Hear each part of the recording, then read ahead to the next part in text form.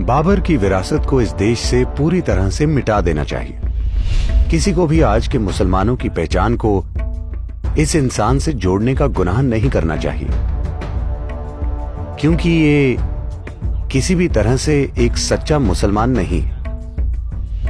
श्री राम ने कभी ये दावा नहीं किया कि वो हिंदू है, लेकिन आज वो इस देश में एक आइकॉन है, क्योंकि उनकी वजह से सही तरह के गुण फैल रहे हैं जो दुनिया में महान सभ्यताएं बनाने के लिए जरूरी है।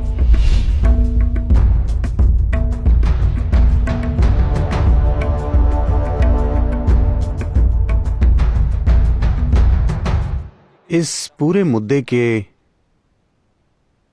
दो अलग अलग आयामों को समझना और कोई निर्णय लेने से पहले सावधान होना इसलिए जरूरी है क्योंकि राम 6000 से ज्यादा साल पहले हुए थे। उन्होंने क्या किया और क्या नहीं किया, दक्षिण भारत में इस पर काफी चर्चा होती है। उत्तर भारत में इन चीजों पर चर्चा नहीं होती, वो बस उनकी पूजा करते हैं। दक्षिण भारत उन पर कुछ चर्चाएं करता है, लेकिन 6000 साल पुराना आइकॉन जिन्होंने लोगों को पवित्रता की दिशा में, सच्चाई की दिशा में और आपस में करुणा रखने की दिशा में प्रेरित किया है, वो भी हजारों पीढ़ियों को। आपको इस आइकॉन से छेड़छाड़ नहीं करनी चाहिए। इससे फर्क नहीं पड़ता कि ऐतिहासिक रूप से क्या सही है और क्या गलत, क्योंकि वास्तविकता तो कोई भी नहीं जानता। हर कोई बस वही सामान्य कहानी जानता है कि वो कहां गए, क्या हुआ, उनके जीवन में क्या घटनाएं हुई थी, उन्होंने क्या किया, उन्होंने ऐसा क्यों किया। आप इसका विश्लेषण नहीं कर सकते, आप उनके मनोरोग चिकित्सक नहीं हैं। मैं यूथ एंड ट्रूथ अभियान के किसी कार्यक्रम में था और कोई कह रहा था उनमें असुरक्षा का भाव था। मैंने कहा आप उनके मनोरोग चिकित्सक नहीं हैं। 6000 साल पहले वो इंसान सुरक्षित था या असुरक्षित आपको कैसे पता? ये बकवास है। लेकिन वो एक आइकॉन है जिन्होंने पीढ़ियों तक लाखों लोगों को प्रेरित किया है। आपको उससे छेड़छाड़ नहीं करनी चाहिए, क्योंकि मानवता को ऐसे आइकॉन की जरूरत है। आप राम को ले सकते हैं, कृष्ण को ले सकते हैं, जीसस को ले सकते हैं, बुद्ध को ले सकते हैं और उनकी कमियां निकाल सकते हैं और आज कह सकते हैं देखिए उन्होंने ये किया, ये ठीक नहीं था, वो ठीक नहीं था, वो जातिवाद करते थे, ऐसे वैसे। ये बकवास है। ऐसी चर्चा उनके बारे में उचित है जो आज दुनिया में मौजूद हैं। वो 6000 साल पहले थे। आप उन पर अब फैसला सुनाना चाहते हैं? नहीं, वो मानवता की मदद कर रहे हैं एक आइकॉन के रूप में। आपको इस आइकॉन से छेड़छाड़ नहीं करनी चाहिए। वो किस बात के आइकॉन है? वो स्थिरता के आइकॉन है। वो जल्दबाजी में कदम नहीं उठाते। जब कदम उठाना होता है तो वो निर्णायक कदम उठाते हैं, लेकिन किसी बात पर प्रतिक्रिया नहीं देते। वो सचेतन होकर काम करते हैं। युद्ध हो तो वो युद्ध करेंगे और समर्पण करना हो तो समर्पण, राज्य छोड़ना हो तो राज्य छोड़ देंगे, लेकिन सब कुछ चेतना में और संतुलित तरीके से। इसी वजह से आज हम उनकी पूजा करते हैं, क्योंकि उनमें आजादी है जीवन के नाटक से गुजरने की। उनके जीवन में हद से ज्यादा नाटक है, लेकिन वो उससे सहजता से गुजरते हैं। वो भी बिना किसी प्रतिक्रिया के। वो बिना किसी के प्रति क्रोध की भावना से उस नाटक से गुजरते हैं। जब उन्होंने रावण को मारा, जिसने उनकी पत्नी को चुराया था और तबाही मचाई थी, वो उसकी भी मृत्यु पर पश्चाताप करते हैं कि मुझे ऐसा करना पड़ा। वो इस तरह के इंसान हैं। आप उनसे छेड़छाड़ मत कीजिए। अगर ये कहानी भी है तो कहानी के साथ भी छेड़छाड़ मत कीजिए। भौगोलिक दृष्टि से क्या वो अयोध्या में पैदा हुए थे? हाँ। क्या वो इस बिंदु पर पैदा हुए थे? क्या आप खुद जानते हैं कि आप किस बिंदु पर पैदा हुए थे? हेलो, 6000 साल पुराने इंसान की बात भूल जाइए। आप तो अभी जिंदा हैं। क्या आप जानते हैं कि आपकी मां ने आपको ठीक किस बिंदु पर जन्म दिया था? मैं पूछ रहा हूं, क्या कोई जानता है? No, so it's ridiculous argument. नहीं, तो ये हास्यास्पद तर्क है। अब बाबर चंगेज खान के बाद की तीसरी पीढ़ी है।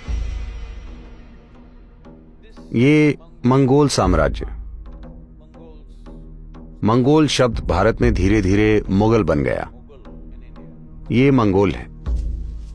इस मंगोल साम्राज्य के फैलाव के समय 90 से 100 सालों के दौरान 4 करोड़ से ज्यादा लोग मारे गए। 4 करोड़। ये उन दिनों की आबादी का लगभग 10% है। क्या आप समझ रहे हैं? दुनिया की 10% आबादी को उन्होंने मार दिया, वो भी न्यूक्लियर बम से नहीं, तलवारों से। बहुत ऊर्जावान लोग थे। मैं कह रहा हूं, दुनिया की 10% आबादी को मारने के लिए बहुत काम करना पड़ता है ना? वो भी केवल तलवारों और भालों से। तो जहां भी चंगेज खान गया, उसने एक नियम बनाया। जिस भी जगह पर उसने विजय पाई, सभी पुरुष, वहां के सभी पुरुष जिनका कद बैलगाड़ी के पहिए से ज्यादा है, उन दिनों सेनाओं के साथ जाने वाली बैलगाड़ियों के पहिए की ऊंचाई 38 से 39 इंच होती थी। हर इंसान जिसका कद उससे ज्यादा है, उसे मार दिया जाता था। और फिर ये मुगलों की परंपरा थी कि वो सभी कटे हुए सिरों का एक बड़ा पहाड़ बना देते थे और औरतों को गुलाम बना लिया जाता था, सैनिकों की सेवा के लिए, या फिर उन्हें अलग अलग बाजारों में बेच दिया जाता था। मध्य पूर्व, यूरोप, हर जगह उन्हें बेच दिया जाता था। तो वो इस तरह से फैले थे। चंगेज खान के बाद तैमूर लंग आया। तैमूर लंग ने बाबर को जन्म दिया। तैमूर लंग का साम्राज्य दिल्ली तक था। फिर बाबर आया। माना जाता है तैमूर लंग ने 1,70,00,000 लोगों को मार दिया, वो भी सबसे ज्यादा क्रूर तरीकों से। पुरुषों के साथ जो हुआ वो तो करुणा थी, महिलाओं के साथ जो हुआ वो एक अलग चीज है। मैं विस्तार में नहीं जाना चाहता, लेकिन उनके साथ सबसे भयंकर चीजें हुई। जब बाबर आया तो उस दौरान गुरु नानक भी मौजूद थे। गुरु नानक एक बहुत ही शांत, बिल्कुल प्रतिक्रिया न करने वाले और एक आत्मज्ञानी मनुष्य थे। वो बोले, एक मौत का दूत आया है, और ये उन्हीं के शब्द हैं। वो बोले, मैं अपने शब्दों में कह रहा हूं, वो बोले, ये जहां भी गया इसने हजारों लोग मार दिए। जिस भी शहर में ये गया, इसने सभी पुरुषों को मार दिया, शहर को जला दिया, स्त्रियों और बच्चों को गुलाम बना लिया। स्त्रियों के साथ हमेशा सार्वजनिक जगहों पर क्रूरता से बलात्कार किया जाता था, क्योंकि ये सिर्फ बलात्कार नहीं था, ये सभी के लिए एक सीख थी। और बाबर ने हजारों हिंदू स्त्रियों को कंधार और काबुल के बाजारों में बेच दिया, हजारों स्त्रियों को। सौभाग्य से वो भारत में सिर्फ 4 साल रहा और वो मर गया। तो बाबर की विरासत को इस देश से पूरी तरह से मिटा देना चाहिए। इन सब से बढ़कर किसी को भी कभी भी आज के मुसलमानों की पहचान बाबर से नहीं जोड़नी चाहिए, क्योंकि वो इतना बड़ा अत्याचारी था कि वो अत्याचार नहीं करता था, वो खुद एक अत्याचार था। चंगेज खान धर्म के लिए नहीं मारता था, वो बस ताकत और विजय पाना चाहता था। तैमूर लंग भी काफी हद तक विजय ही पाना चाहता था, पर उसमें थोड़ा सा धार्मिक रंग था। लेकिन बाबर ने चीजों को धार्मिक मायने देकर उनका बहुत शक्तिशाली तरीके से इस्तेमाल किया, और इससे उसे मारने के लिए और ज्यादा ताकत मिल गई, क्योंकि उसे लगा वो जिहाद कर रहा है। कई बार उसने मुस्लिम शहरों पर भी हमले किए, मुस्लिम आबादियों को भी उसने मारा। तो उसने धर्म का अपनी सहूलियत के हिसाब से इस्तेमाल किया, अपने हिसाब से। तो उसका मस्जिद बनाना धार्मिकता या भक्ति की वजह से नहीं था, ये प्रार्थना के लिए नहीं बनाई गई थी, ये भी शासन की स्थापना का एक तरीका था। चाहे वो हिंदू मंदिर हो या जैन मंदिर, उसने सब कुछ तोड़ा। उसने एक प्रमुख जैन मंदिर इसलिए तोड़ दिया क्योंकि वहां की गुफा में उन्होंने नग्न मूर्तियों की निकाशी की थी। तो उसने ये सुनिश्चित किया कि पूरा मंदिर ही नष्ट हो जाए। इस इंसान और उसकी विरासत को भुला दिया जाना चाहिए। किसी को भी अपनी पहचान इसके आधार पर नहीं बनानी चाहिए, क्योंकि इससे एक अच्छे भविष्य का निर्माण नहीं होगा।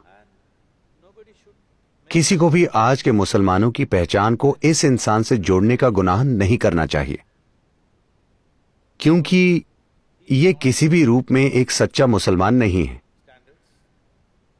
ये किसी भी तरह का भक्त नहीं है, ये सबसे बुरी किस्म का तानाशाह है जिसने धर्म के नाम पर बहुत ही शक्तिशाली तरीके से खुद को असरदार बनाया। जहां कहीं भी वो गया, इससे उसे एक नए स्तर का अधिकार मिल गया जो चंगेज खान के पास नहीं था, क्योंकि उसने विजय पाने के लिए धर्म का इस्तेमाल नहीं किया था। तो ये अत्याचार हुए हैं। हमें इन चीजों को नहीं भूलना चाहिए, हमें इन्हें याद रखना चाहिए, लेकिन हमारे अंदर इसे लेकर कड़वाहट नहीं होनी चाहिए। हमें याद रखना चाहिए कि हमें यह सुनिश्चित करना होगा कि ऐसी चीजें दुनिया में कहीं भी फिर कभी ना हो। लेकिन अगर इतिहास की वजह से हम कड़वाहट पैदा करते हैं तो जानबूझकर या अनजाने में हमसे वही अत्याचार एक बार फिर से होने की गुंजाइश है। हमें लगता है प्रतिक्रिया अच्छी चीज है। नहीं, प्रतिक्रिया किसी भी भयंकर काम से किसी भी रूप में अच्छी नहीं है। दोनों एक ही चीज है। तो बाबर की विरासत जानी ही चाहिए। राम, उन्हें एक धार्मिक इंसान के रूप में मत देखिए, क्योंकि उन्होंने कभी नहीं कहा मैं हिंदू हूं। हेलो, क्या उन्होंने कभी यह कहा मैं हिंदू हूं? वो इस संस्कृति के प्रतिनिधि हैं, क्योंकि वो स्थिरता, संतुलन, शांति और न्याय के प्रतिनिधि हैं। वो जहां भी गए उनकी यही कोशिश रही कि लोगों को न्याय कैसे दें। अपने राज्य के लोगों को न्याय देने के लिए वो खुद चरम स्तर के कष्ट और मुसीबतों से गुजरे। आपको इसी इंसान की जरूरत है। मैं चाहता हूं कि हिंदू और मुसलमान दोनों ये याद रखें। Ram never claimed he is a Hindu. Ram ने कभी नहीं कहा वो हिंदू हैं, लेकिन आज वो इस देश में एक आइकॉन है। हर किसी को इन्हें एक ऊंचा आइकॉन मानना चाहिए, क्योंकि वो सही स्तर के गुण फैला रहे हैं। इसीलिए नहीं कि वो हिंदू हैं या कुछ और हैं, क्योंकि वो सही स्तर के गुण फैला रहे हैं जो दुनिया में महान सभ्यताएं बनाने के लिए जरूरी हैं। और कई तरीकों से राम का समय एक प्रमुख बिंदु बन गया, जिस पर इन 6000 सालों में ये सभ्यता बनी। इसी वजह से स्वतंत्रता संग्राम के दौरान भी महात्मा गांधी लगातार राम राज्य शब्द का प्रयोग करते रहे। सबसे अच्छे प्रशासन वाले और पूरी तरह न्यायपूर्ण राज्य का मतलब राम राज्य।